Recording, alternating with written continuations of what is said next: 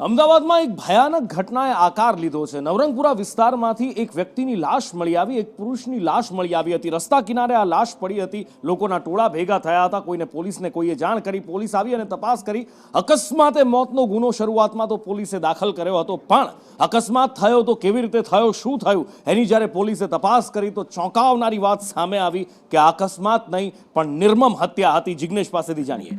અનુકૂળ જે બનાવ હતો તે નવરંગપુરાના જૈન દેરાસરની સામે આવેલી સોસાયટીની બહાર હતો કે જ્યાં એક મૃતદેહ પડ્યો હતો। સૌપ્રથમ પોલીસને જાણ કરવામાં આવી ત્યારે પોલીસે અકસ્માતે મોત નોંધી અને તપાસ કરી, પરંતુ જ્યારે સીસીટીવી ફૂટેજની તપાસ કરવામાં આવી ત્યારે હકીકત સામે આવી કે યુવક જે છે તે રસ્તા ઉપરથી પસાર થતો હોય છે, એક રિક્ષા ચાલક આવે છે, તેને ટક્કર મારે છે, ફરી પાછી રિક્ષા ફેરવી તેના ઉપર થઈ ચડાવી અને તે ફરાર થઈ જાય છે। જેના આધારે પોલીસે શંકા વ્યક્ત કરી કે આ બનાવ સામાન્ય અકસ્માતો નથી પરંતુ તેની હત્યા કરવામાં આવી છે। જ્યારે તપાસ શરૂ કરી ત્યારે સમીર નામના એક યુવકની પોલીસે ધરપકડ કરી, સમીર રઘુનાથ। ત્યારે તેને ગુનો કબૂલ્યો અને તેણે જણાવ્યું કે યુવક છે તે જૂનાવાડા સર્કલથી નવરંગપુરા આવવા માટે રિક્ષામાં બેઠો હતો અને 30 રૂપિયાનું જે ભાડું હતું તે ન ચૂકવતા સમીરને ગુસ્સો આવતા તેને રિક્ષા વડે તેના ટક્કર મારી, ત્યારબાદ તેના પર રિક્ષા ચડાવી અને તેને ત્યાં જ અધમુઈ હાલતમાં મરતો મૂકીને ત્યાંથી ફરાર થઈ ગયો હતો। જેથી પોલીસે હત્યાનો ગુનો દાખલ કરી અને જે સમીર છે જેણે આ અકસ્માતને જે કહી શકાય હત્યાને અકસ્માતમાં ખપાવવાનો પ્રયાસ કર્યો હતો તેની ધરપકડ